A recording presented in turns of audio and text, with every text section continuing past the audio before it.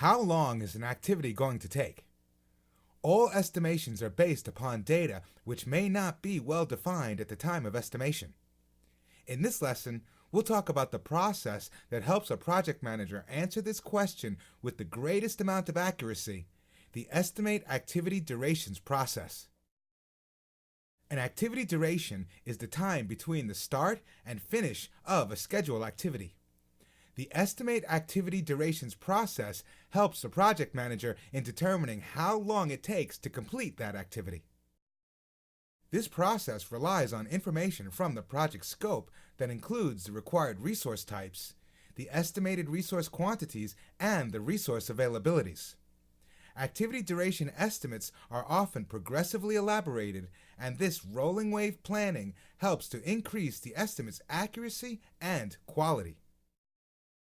The inputs into the Estimate Activity Durations process include many of the outputs from the previous processes, including the Schedule Management Plan, activity lists, activity attributes, activity resource requirements, resource calendars, the project scope statement, enterprise environmental factors, and organizational process assets.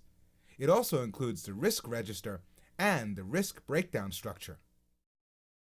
The tools and techniques used during the Estimate Activity Durations process include expert judgment. Experienced professionals can recommend best practices and identify risks that might be otherwise overlooked. Analogous estimating bases the activity estimates on the activities of earlier projects that have been performed before.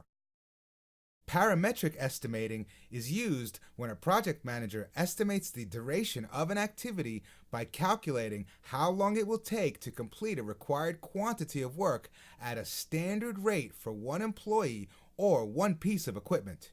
For example, if the project manager knows it will take 2 days to build one deliverable, he could expect that it will take at least 6 days to build 3 deliverables.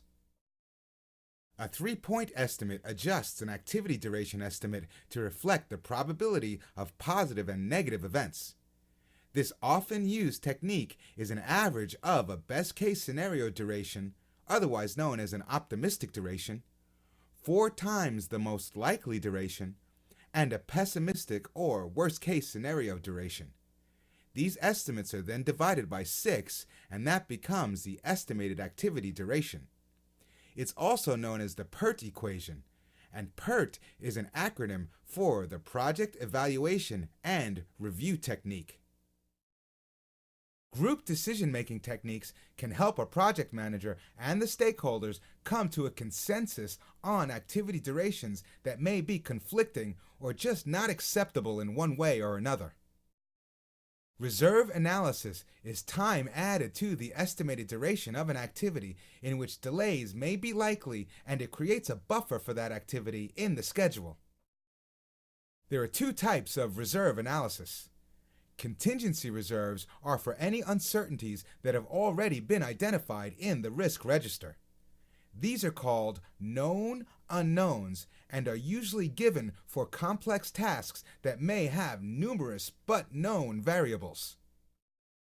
Management reserves are under control of the management. Management reserves are for unknown unknowns, which are unforeseen events or variables that arise that may necessitate a change to the schedule baseline. Management reserves aren't usually divulged to the project team and are kept under tight wraps. The outputs of the Estimate Activity Durations process include activity duration updates. These updated estimates show how much time is required for each activity that will appear on the project schedule. Project document updates include any new assumptions and constraints that will become part of the duration estimate. Estimates by nature are approximations, and it can be a challenge to develop an exact number with 100% certainty. However, a project manager can use the Estimate Activity Durations process to give a reasonably confident estimate within a certain realistic range to help ensure the project's success.